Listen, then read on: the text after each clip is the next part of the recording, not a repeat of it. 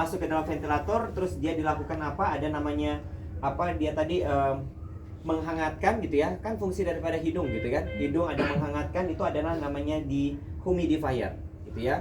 Baru dari humidifier ini akan masuk ke dalam mesin ventilator, ventilator akan mengeluarkan namanya ekspirasi dan akan masuk kepada pasien.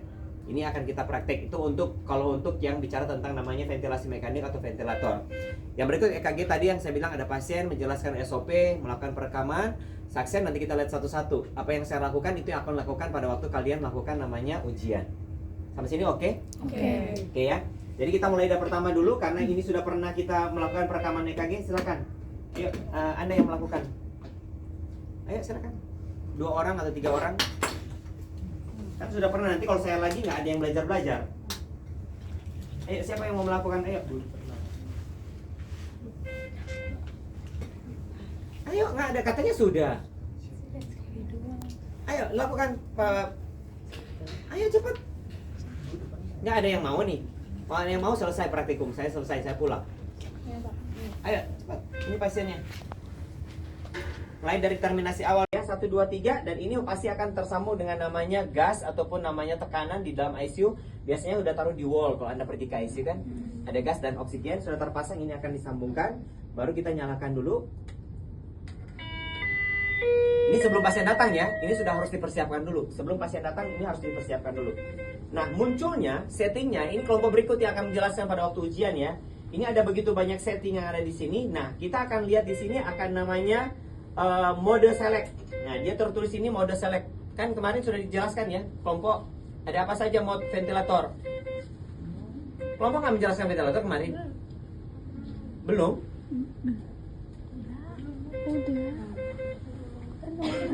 Jangan-jangan salah saya kasih praktek nih. Ini gawat darurat kan? Iya. Terus kemarin ada kan yang apa askep ventilasi mekanik?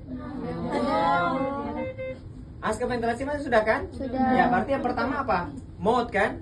Apa yang disetting di mode? Kan mode-nya ada apa? SIMV. Itu kelompok mana? Kelompok 7 terakhir. Iya. Iya nggak? Iya. Kelompok 7 siapa? Nifta, Nida, Fanti, Indah, Abizar. Udah kemarin mana mereka? Angkat tangan. Kemarin apa aja settingnya? SCMV ya. Ini ada SCMV, terus ada namanya spontan, PCV, SCMV, ada BVE, SIM, PRCV. Jadi ada spontan, ada mode ventilator. Yang pertama kita harus setting dulu. Ya pasien yang gagal napas kita akan setting tadi. Mode-nya itu adalah di SCMV. Sudah keluar. Kalau posisi seperti ini kita akan men-setting yang pertama. Ya jadi di ujian pasti akan tanya mode ventilator. Yang kedua adalah cara setting ventilator. Yang pertama adalah kita setting adalah VT atau TV, tidal volume. Tidal volume atau kapasitas daripada paru-paru. Paham ya? Kapasitas paru-paru ini ada settingan seperti ini. Nah ini pakai touchscreen. Ya, kalaupun tidak touchscreen Anda bisa pindah di sini nih. Nih, bisa lihat di sini nih. Saya boleh pakai touchscreen. Nah, pasien ini ternyata berat badannya 50. Kan rumus daripada namanya tidal volume 8 sampai 10 cc per kilogram berat badan. Jadi contoh pasien ini berat badannya 50 kilo, kita kali 10 saja. Berarti berapa? 500. Ini sudah setting 500. Kalau pasiennya berat badan 40 kilo 400. Nah, kita bikin tadi yang saya bilang kecil itu terus kita putar 400. Yes-nya pencet lagi. Oke, pindah lagi ke sebelah. Kita settingnya adalah frekuensi. Normal frekuensi orang dewasa berapa? 10 sampai 12 kali per menit. Oke, ini ada 10. Saya mau bikin 11. Bisa pencet, naikin. Sudah? Yang berikut settingnya adalah inspirasi, ekspirasi. Inspirasi sekali, ekspirasi 2 kali. 1 banding 2. Nah, di sini kita bisa setting 1 banding 2 atau 1 banding 1 gitu ya. Kita sudah setting 1 banding 2. Pindah ke sebelah adalah PIP. PIP ya, kita PIP. Berapa kelompok PIP-nya normalnya?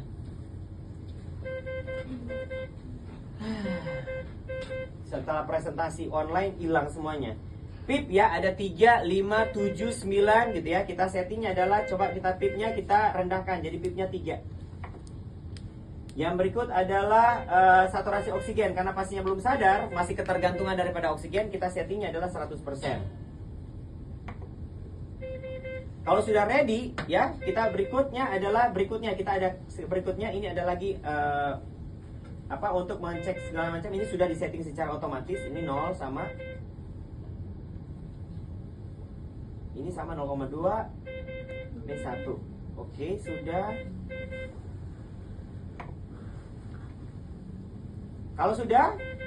Kalau posisinya sudah selesai kita setting, baru kita langsung melakukan namanya start.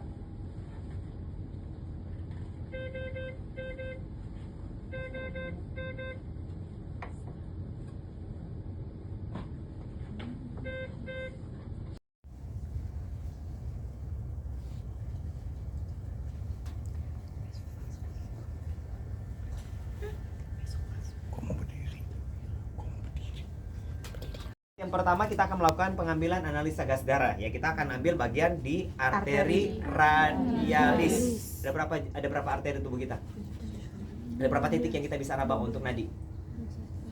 Astagfirullahaladzim, semester berapa kali? 5. Berapa? 5. Astagfirullahaladzim, dari mana dapat 7? 6. Radialis, brachialis, Karotis, femoralis, popliteal, dorsalis pedis. Ulang. radialis, brachialis, karotis, femoralis, popliteal, dorsalis pedis. Popliteal itu di lipatan ini ya, siku sendi gitu, terus di sini di punggung daripada kaki lutut kuku punggung kaki itu ada namanya dorsalis pedis. Oke. Yang pertama adalah kita harus biasa. Kalau rata-rata kita kalau mengambil analisa gas darah ini lewat arteri, rata-rata pasiennya tidak sadar karena ini sangat menyakitkan, sangat sakit. Jadi jangan sekali-sekali Anda diminta untuk pengambilan darah lewat, kecuali Anda lagi pakai oksigen berat, karena setiap kali pakai oksigen harusnya dicek namanya analisa gas darah untuk menentukan berapa kadar oksigen di dalam namanya aliran darah. Yang pertama. Jadi kita akan melakukan pengambilan namanya analisa gas darah melalui namanya arteri radialis. Sebenarnya boleh proses. Kalau dia arteri radialis itu adalah 15 derajat. Brachialis dia 45, sedangkan femoralis dia adalah 90. 15, 45, 30 sampai 45 ya. 15, 30 sampai 45, 90 derajat. Oke. Alat yang kita siapkan adalah yang pertama adalah spuit 3 cc gitu ya. Spuit 3 cc, yang kedua adalah kapas alkohol gitu ya. Yang berikut adalah busa ataupun gabus. Kenapa nih busa atau gabus ini penting gitu ya? Harusnya yang warna putih. Yang kalau kita beli barang itu kan segala macam itu kita ada warna putih. Kenapa? Nanti selesai kita jadi pada waktu selesai kita akan tusukkan ini ke dalam namanya gabus supaya arteri atau darah arteri tidak boleh bergabung dengan udara bebas karena akan mempengaruhi hasil.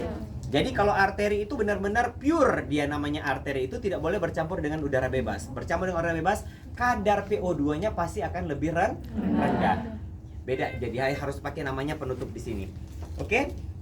Itu yang pertama. Yang kedua adalah persiapan alat, persiapan pasien, Pak. Kita akan melakukan kalau pasien itu sadar gitu ya. Walaupun tidak sadar, kita tetap akan komunikasikan kepada pasien bahwa kita akan mengambil pengambilan darah melalui arteri. Tujuannya satu, untuk menilai kadar analisa gas darah. Coba analisa gas darah itu ada apa saja? pH, PCO2, PO2, total CO2, HCO3, BE, satu lagi saturasi. Yuk, normal pH 7,3 sampai 7,42. Apa? Astagfirullahaladzim. Tambah ujiannya, analisa gas darah. Sudah berapa sih Pen yang saya bilang tadi ujiannya? 12 pasang saraf kranial, apalagi? Ventilator. Analisa gas darah gitu ya yang akan hafal. Jadi nilai normalnya, ulang, pH 7,35 sampai 7,45. Terus PCO2 35 sampai 45. Terus PO2 di atas daripada 80 sampai 100. Yang berikut total CO2 24 sampai 31. Ada 22 sampai 28. Yang berikut HCO3 22 sampai 30. ya, ada 22 sampai 28 gitu ya. Terus BE minus ya. Minus 2,5 sampai positif 2,5 gitu ya, sampai 3. Yang terakhir adalah saturasi harus di atas 90. Ada yang 95 gitu ya. Itu yang harus Anda hafal. Oke. Oke, yang berikut adalah setelah kita berkomunikasi memberikan namanya kepada pasien kontrak kerja waktu, kita akan melakukan tindakan. Yang pertama adalah cuci tangan. Siap, cuci tangan bersih. 3, 2, 1, mulai. 1, 2. Ini bisa dua cara pengambilannya untuk spuitnya, karena ini sifatnya steril. Ya, jadi kalau jadi Anda asistensi di kamar operasi, memberikan namanya spuit ini kepada orang yang sudah pegang handskun steril kan, Anda langsung minta spuit dong, Anda langsung jadi bisa buka pertama dari sini, ya, cari 2 lipatan slide-nya, baru Anda buka. Silakan dia ambil pakai handskun steril, ini kan steril nih, jadi nggak boleh sentuh. Yang kedua adalah Anda langsung patahkan di sini,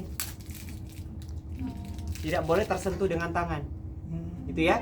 Jadi boleh dua tekniknya. Jadi buka pertama kali ini begini, kalau ini butuhnya steril. Kalau tidak steril ya buka aja biasa gitu kan. Tapi yang kedua adalah Anda bisa patahkan langsung tadi. Ya, seret. Oke? Nah, kalau posisi seperti ini jangan lupa ya buat di bengkok. Posisinya setelah kita ambil jarum yang steril tadi gitu ya, ini masih posisinya masih kendor. Jadi harus difiksasi dulu ke kanan, searah jarum jam, 1 putar ke kiri, 1 putar ke kanan. Yang kedua buang udaranya. Oke, jadi kan tadi posisinya begini nih. Jadi kan masih belum siap untuk dipakai. Jadi putar dulu. Yang kedua adalah buang udaranya. Oke, ini sudah ready untuk dipakai. Oke, yang berikut adalah kita desinfektan dengan menggunakan alcohol swab. Nah, sebelum kita desinfektan, kita raba dulu nih. Ya. Jadi rabanya pakai 3 jari.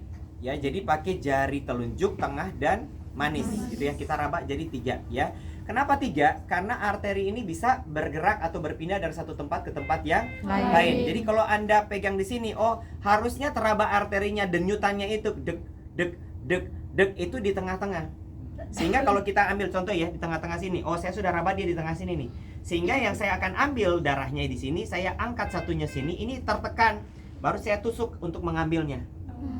Ya, jadi kita harus tahan gitu ya. Karena kalau kita nggak tahan, contoh saya pegang begini, oh di sini kan, saya tusuk di sini pasti dia berpindah arterinya, nggak akan kena di sini, ya. Jadi yang saya bilang tadi harus pakai 3 gitu ya. Yang kedua adalah saya sudah raba nih, oke, sudah ada di arteri radialisnya sudah seperti ini, sudah ada di jari tengah saya undulasinya itu berarti kayak denyutannya gitu ya. Nah saya sudah mempersiapkan, nah posisinya sama seperti kalau kita mau ngambil darah gitu ya, berarti yang runcingnya menghadap ke bawah, atas. Pikirannya bener, ngomongnya salah aja gitu ya. Jadi posisinya sama, kita pegang pulpen nih. Beda lagi kalau kita ngambil darah. Ngambil darah bukan begini kan. Kalau ngambil darah kan kita begini nih posisinya. Set, set, set. Ambil darah nih. Ya, 3 langkah nih ya. Tusuk, pegang, tarik. Kalau kita ambil darah lewat vena. Tapi kalau mengambil arteri, tekniknya sama seperti kita pegang pulpen. Nih, posisinya seperti ini karena kita mau dapatkan feel-nya. Jadi kalau kita sudah pegang seperti ini, ya, waktu kita angkat sudah teraba, ya. Sebentar, satu lagi yang saya lupa adalah sebelum kita melakukan nama pengambilan, kita harus mengetahui dulu aliran darah lewat arteri radialis dan ulnaris, ya. Jadi kita harus cek pakai namanya, saya lupa. Ya, jadi kita harus cek dulu gitu ya, supaya kita lihat bahwa aliran darahnya itu kiri dan kanan itu atas bawahnya itu seimbang atau tidak gitu ya. Jadi kita harus cek dulu sebelum kita lakukan namanya pemeriksaan, oke, atau pengambilan darah. Jadi posisinya seperti ini. Ingat berapa derajat kalau di radialis? 15 derajat. Jadi kalau sudah diraba menghadap ke atas gitu ya, baru kita tusukkan. Oke, tadi jangan lupa untuk desinfektan dulu ya. Jadi bisa ke atas ke bawah ataupun kita dengan cara memutar. Oke, sudah selesai. Oke, nah sudah, baru kita tusukkan. Ya, 15 derajat, angkat. Oke, jadi harus sangat hati-hati. Ini di rumah sakit tidak semua juga bisa mengambil ini. Harus perawat yang sudah berkompeten. Oke, sudah ambil. Nah, tahu bahwa ininya sudah sampai ke dalam arteri. Yang pertama kali ini darah udah pasti kelihatan di sini ya, di ujung pangkal daripada namanya ini, dan ada namanya undulasi. Denyutan sama seperti waktu kita nih, dik. Nah, itu baru namanya darah arteri. Yang membedakan dengan darah arteri dan vena, contoh saya ambil sini, ada darah sih di sini. Aduh, kok warnanya beda? Warna merah segar itu berarti arteri, agak kegelapan itu berarti vena. Kalau Anda dapat warna vena berarti pasti akan diulang. Oke. Jadi kalau sudah dapat, oke, sudah ada undulasinya, tek. Oke, tahan sedikit. Kadang-kadang dia nggak mau naik, jadi kita boleh tarik sedikit. Nah, yang diminta adalah 1 cc. Ya. Nah, ada beberapa spuit yang sudah berisi atau ada tempat seperti ini sudah berisi namanya heparin. Karena sebelum kita ambil dari spuit ini harus diisi namanya heparin. Tetapi ada beberapa tempat yang sudah ada heparin. Contoh kalau kita ambil analisa gas darah, yang saya bilang tadi pakai taruh di sini gitu ya. Jadi udah selesai, jangan lupa untuk dikasih tekanan pressure, tekan yang dalam karena ini adalah arteri. Yang kedua, kita kalau dia belum ada namanya alat, kita boleh pakai taruhnya namanya di gabus, busa. Tujuan yang saya bilang tadi. Tapi ada juga alat yang di laboratorium yang sudah ada namanya heparin. Jadi kalau ini posisinya dia mau pakai busa, berarti alat ini kita harus ambil heparin dulu. Ya, contoh ambil heparin ya. Contoh ini heparin ya. Ambil 0,1, ambil heparin dulu 0,1 cc. 0,1 sedikit saja, baru kita bilas. Ya, kalau ini mau ambil analisa gas darah, kalau tempatnya itu belum ada heparin yang saya bilang tadi, ini manual. Posisi seperti ini kalau sudah diambil, bawa ke laboratorium. Tapi kalau tadi saya nggak pakai heparin, berarti alatnya yang ini kita masukin ke dalam tabungnya ini berarti sudah ada heparin. Kenapa heparinnya penting kita berikan kepada pasien di analisa gas darah? Supaya dia terjadi namanya kental. Ya, harus dalam keadaan cair gitu ya, dan tidak boleh bercampur dengan udara. Ya, itu yang akan diperiksa. Jadi benar-benar itu pure adalah benar-benar ini darah daripada pasien. Jadi kalau ini ada heparin, kita tinggal masukin aja ke sini dan otomatis alat ini vakumnya ini dia akan mengisap, jadi semuanya itu akan berpindah dari siring ini ke dalam vakum container namanya. Gitu ya. Ini kalau ini sudah pakai heparin. Tapi kalau ini nggak dibawa dari laboratorium, Anda langsung mengambil, ini berarti pakai namanya si gabus atau busa. Ini langsung dibawa ke laboratorium. Selesai untuk analisa gas darah. Ada pertanyaan? Ini jangan lupa penekanan kurang lebih 5-10 menit karena tekanan arteri lebih tinggi daripada tekanan vena, sehingga resiko terjadi perdarahan. Jadi kalau Anda nggak menekan kuat, ini bisa terjadi perdarahan, bisa terlihat ada namanya hematom atau kebiruan di samping kiri dan kanan. Itu berarti terjadi namanya perdarahan. Sampai sini oke? Oke. Lanjut, setelah EKG yang berikut adalah analisa gas TATICS. S yang pertama adalah stetoskop dan laringoskop. Pastikan adalah lampunya sudah menyala nih. Menyala ya. Oke, ini adalah alat untuk memasukkan namanya pipa endotrakeal atau endotracheal tube. Endotracheal tube. Itu yang pertama, TS yang pertama. Yang kedua adalah tube ataupun ETT sesuai dengan ukuran. Pada orang dewasa, orang Asia kita mempersiapkan 6,5, 7, 7,5. Ya, ini adalah tube ataupun endotracheal tube. Ya, jadi Anda perhatikan. Yang berikut adalah OPA oropharyngeal airway. Ini adalah untuk membuka jalan nafas. Contoh kalau pernah lihat orang kalau kejang dan segala macam kan, suka dimasukin sendok ya. Nah, ini jangan dipakai sendok karena itu akan membuat patah gitu ya. Jadi kita bisa melakukan namanya pemasangan OPA dengan cara seperti ini, yang menghadap ke depan ke atas dulu, baru putar 180 derajat sambil menekan. Ini untuk membuka supaya lidahnya ditahan, jangan jatuh ke belakang. Kalau Anda lagi tidur, lidahnya jatuh ke belakang kan? Makanya mendengkur. Bunyilah dia ngorok karena tertutup jalan napas bagian. Jadi kalau orang kalau nggak pengen dengar dia mendengkur, suruh suruh orangnya minta miring ya, supaya lidahnya jatuh ke depan bukan ke belakang. Itu adalah OPA oropharyngeal airway. Yang berikut adalah T plaster. Fungsinya adalah plaster untuk fiksasi kalau sudah kita pasang namanya ETT. Yang berikut adalah I itu dia adalah introducer. Jadi guideline atau guiding untuk membuat supaya pada waktu kita pemasangan ETT ini bisa memasukkan, karena ETT ini kan sifatnya lentur ya. Jadi kalau supaya plastik ini tidak klewer-klewer ke kanan dan ke kiri, kita pakai namanya kawat yang disebut dengan namanya mandrain ya, mandrain ataupun mandrain. Jadi alat untuk mengguide-nya. Yang berikut adalah C, konektor. Konektor itu kalau ini sudah terpasang ETT yang menyambungkan ini dengan oksigen. Nah, kita punya alat. Kalau biasa kalau di ICU kita pakai namanya ventilator yang kita sambungkan. Nah, kalau kita ini masih di IGD karena ventilator nggak ada, kita sambungkan dengan namanya alat BVM. Nanti kalau ini sudah terpasang, ini namanya konektor yang menyambungkan antara ETT yang terpasang ini dengan oksigen. Yang berikut adalah S, suction atau penghisapan lendir. Alatnya kita sudah siap untuk praktek berikutnya. Oke, ini yang Anda harus mempersiapkan gitu ya. Nanti setelah kita terpasang namanya endotracheal tube, pada waktu kita melakukan namanya pemasangan di airway management, yang harus kita observasi adalah DOPE, D-O-P-E, displacement, obstruction, pneumotoraks, satu lagi error. Ulang. Displacement, displacement berbicara tentang letaknya. Sudah pas nggak ini pipa endotrachealnya? Karena dia ada ukuran di sini. Pada orang dewasa nomor 20 sampai 22. Jadi bisa 20, 21 dan 22. Yang kedua adalah obstruction. Kita tahu bahwa ETT ini adalah benda asing, benda asing. Jadi kalau kita masukin ke dalam pasien, kalau benda asing, setiap benda asing yang ditanam di dalam tubuh manusia, biasanya tubuh akan melakukan namanya penolakan. Salah satu reaksi tubuhnya, dia akan mengeluarkan namanya cairan. Makanya setiap kali ada kita virus, mau ada segala macam, pasti ada lendir, adapun batuk gitu ya. Itu adalah reaksi tubuh bahwa ada benda asing. Sama, ini akan ditanamkan atau akan dimasukin ke dalam namanya pipa endotracheal, akan dimasukin ke dalam jalan napas pasien. Pasti tubuh akan memberikan namanya memberikan penolakan, dia akan mengeluarkan namanya sekret yang banyak atau cairan. Sehingga kita bisa lihat ada terjadi obstruksi apa tidak. Obstruksinya tadi yang berupa namanya sekret. Nah, kita harus melakukan namanya pengisapan lendir. Yang berikut adalah pneumotoraks. Nah, pneumotoraks kita harus tahu. Jadi ini harusnya masuk ke dalam paru-paru atau pencernaan atau pernapasan? Pernapasan. Kita harus cek. Kadang-kala pemasukan ini salah sehingga ini akan masuk ke dalam namanya saluran pencernaan. Nah, kita akan cek. Jadi akan kita cek kalau dia masuk pencernaan, nanti kita akan pompa. Pada waktu pompa ini akan mengembang. Kalau dia masuk pencernaan, karena ini lambung. Tapi kalau dia ini yang mengembang, berarti ini bagus, sudah masuk pada saluran pernapasan. Yang berikut adalah error. Rata-rata kalau kita sudah memasukkan namanya masukkan endotracheal ini harusnya saturasinya di atas dari 95%. Tapi kadang-kala sudah masuk segala macam, sudah cek baik-baik saja tetapi saturasinya turun.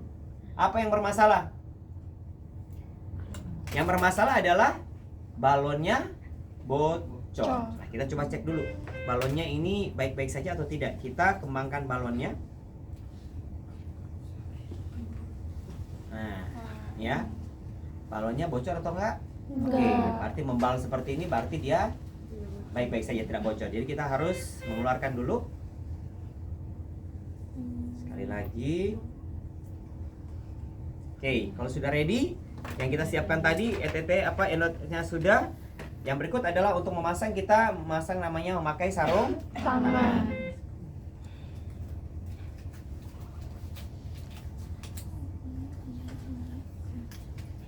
Yang kedua tadi kita cek ya. Yang kedua kita cek namanya itu balon, apakah dia mengembang, tidak ada kebocoran. Yang berikut adalah kita cek bahwa alat yang kita pakai ini ya ada lampunya menyala atau tidak. Karena kita akan memasukkan biasanya pada pasien-pasien yang tidak sadarkan diri. Ada ya? Oke, jadi kita akan masukkan. Jadi kita pasang dulu ini. Sudah mempersiapkan. Nah, biasanya memasang ini adalah dokter anestesi. Ya, memasang ini adalah dokter anestesi. Oke, ini sudah.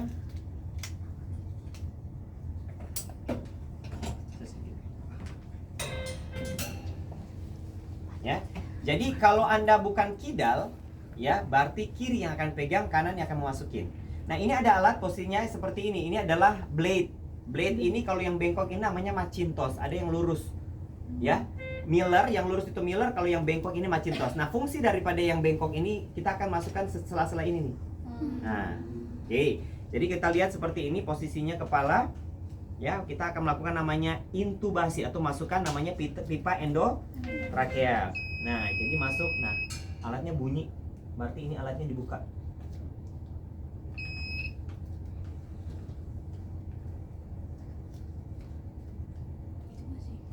Nah, kalau sudah kita pasang, kita akan kembangin dulu. Ini benar apa salah kita lihat ya.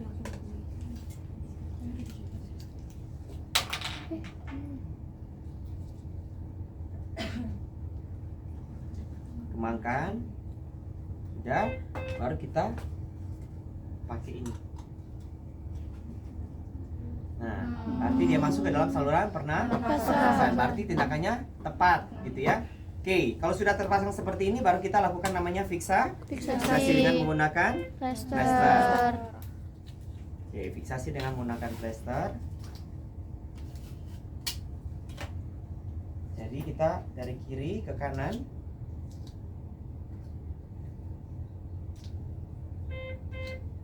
Supaya dia tidak lepas. Oke, ini sudah masuk, jadi kita akan pompa gitu ya, bahwa ini sudah masuk. Ini kalau sudah terjadi namanya pemasungan namanya endotracheal tube menggunakan namanya ETT, endotracheal tube. Setelah kita sudah terpasang namanya intubasi, kita akan cek namanya displacement. Jadi kita lihat bahwa batas bibirnya adalah yang saya bilang tadi, pada orang dewasa Asia 20 sampai 21 atau 22 itu displacement, letaknya sudah tepat atau tidak, yang pertama. Yang kedua adalah obstruction. Oh, ternyata banyak namanya Lendir. banyak yang namanya lendir di dalam namanya alat ini, banyak lendir. Nah, kita akan melakukan praktik yang berikutnya. Yang keempat adalah kita akan melakukan namanya suction atau penghisapan lendir. Tolong itu dicolok dulu ini mana deh.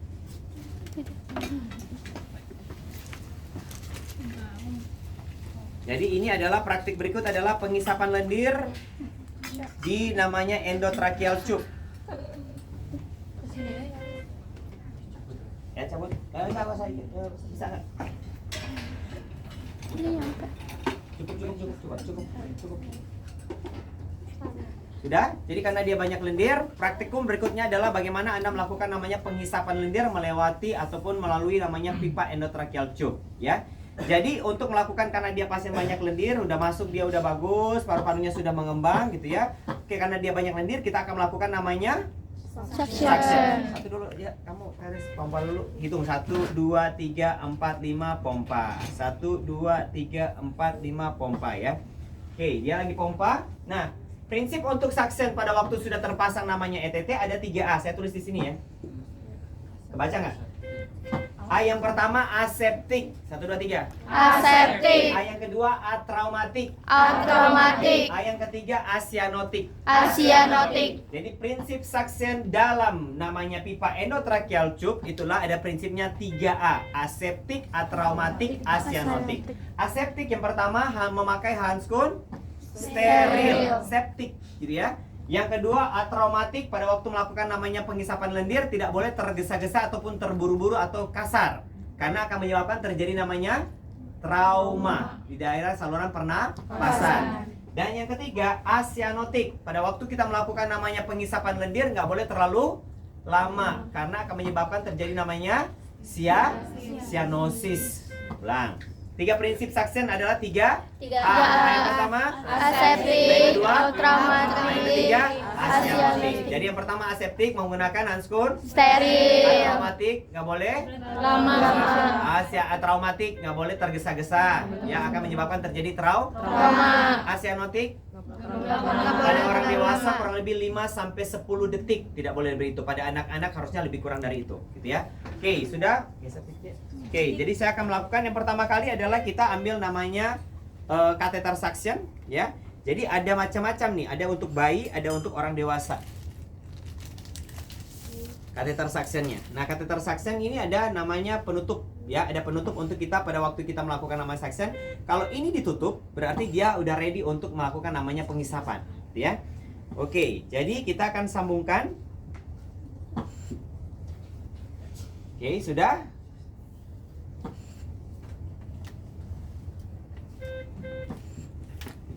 Jangan lupa nyalakan alat. Sudah nih, sudah siap nih kalau Anda dengar. Nah, gitu ya. Oke. Sudah, cabut. Oke, jadi memasukkan kepada pipa elektrika. Harusnya kita pakai pinset. Tapi ribet ya kalau pakai pinset. Oke, masukkan dulu. Nah, ujung daripada kapan kita bisa melakukan namanya penutupan untuk suction gitu ya. Masukin dulu sampai akhir gitu ya. Nah, kapan kalau ujung daripada kateter ini mengena ataupun menyentuh namanya saluran pernapasan itu adalah karina. Pernah dengar karina? Coba tunjuk karinanya itu dari di trakea.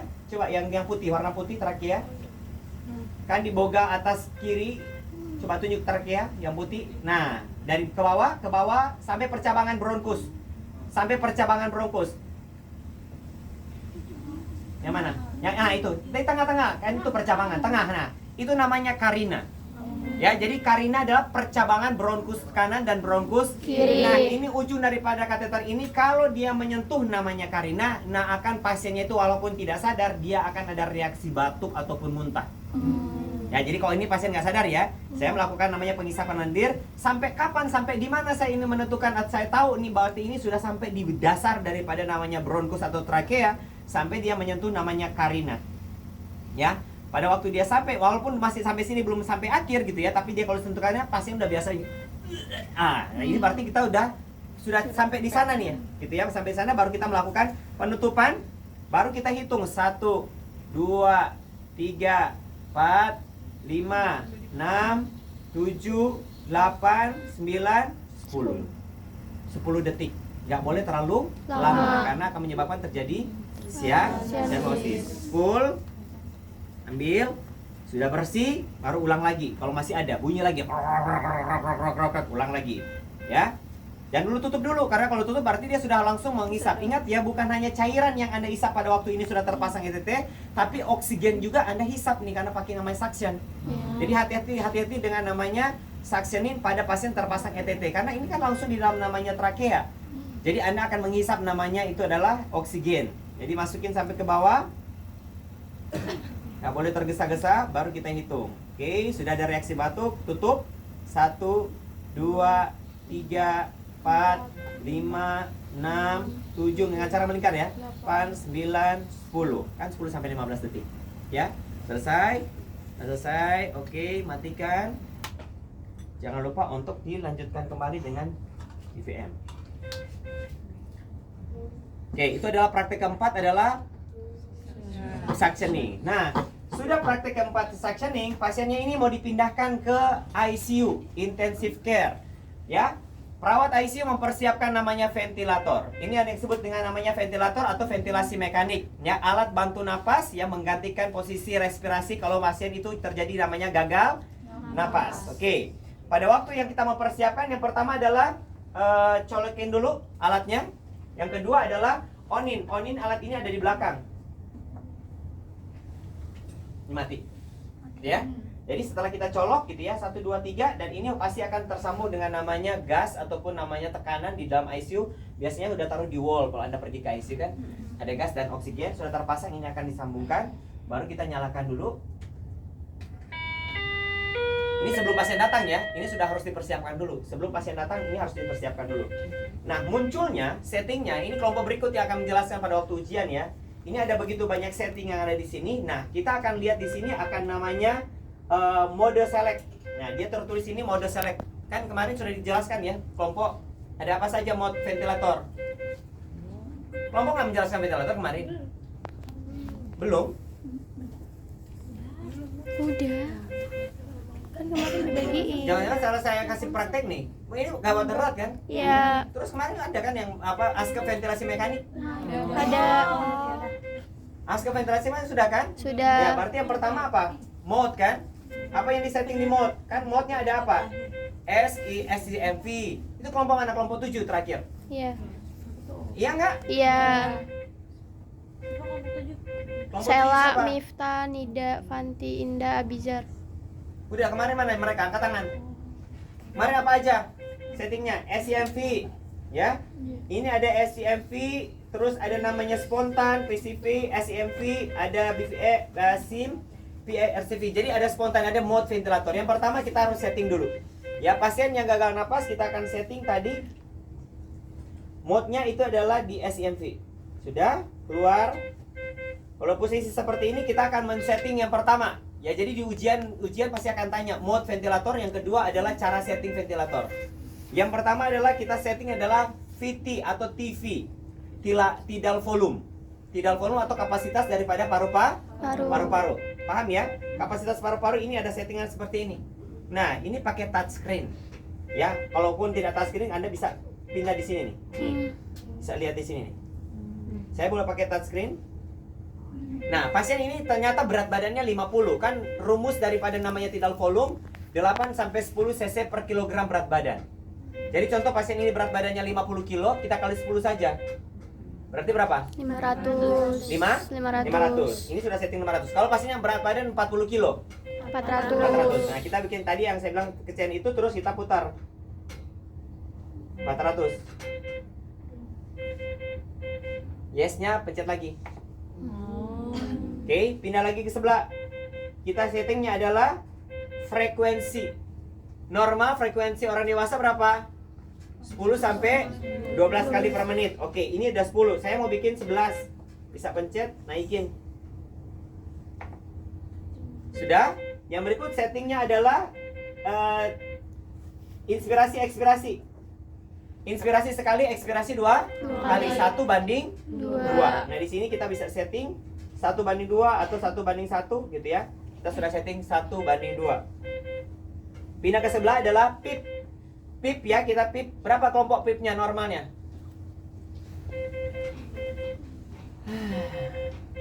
Setelah presentasi online hilang semuanya. Pip ya, ada 3, 5, 7, 9 gitu ya. Kita settingnya adalah, coba kita pipnya kita rendahkan jadi pipnya 3. Yang berikut adalah saturasi oksigen. Karena pasiennya belum sadar, masih ketergantungan daripada oksigen, kita settingnya adalah 100%. Kalau sudah ready ya, kita berikutnya ini ada lagi untuk mengecek segala macam. Ini sudah disetting secara otomatis. Ini 0 sama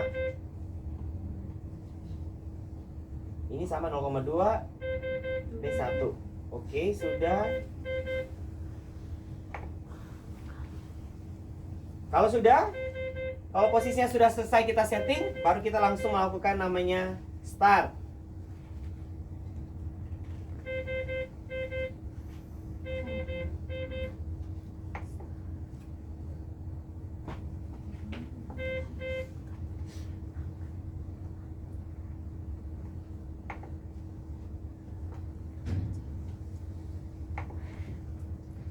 Oke, kita tunggu. Nah, kalau pasien sudah siap seperti ini, kita akan memasukkan namanya ini. Kan pasien sudah terintubasi, sekarang kita akan sambungkan. Ya, jadi ventilator itu ada namanya inspirasi dan ekspirasi. Ada inspirasi, ada namanya ekspirasi. Dan kita akan sambungkan ini pasien ke ventilator. Ini pasien yang sudah terpasang ventilator di ruang perawatan ICU. Jadi praktik yang pertama pasien di EKG, yang kedua pasien dilakukan pemasangan namanya endotracheal tube, pasien dilakukan namanya suction, yang keempat pasien dirawat di ICU, ya, terus dilakukan namanya pemasangan namanya ventilator. Oke? Ada lagi mau ditanya? Ada yang mau ditanya Kak? Ini karena kita nggak pasang bawahnya.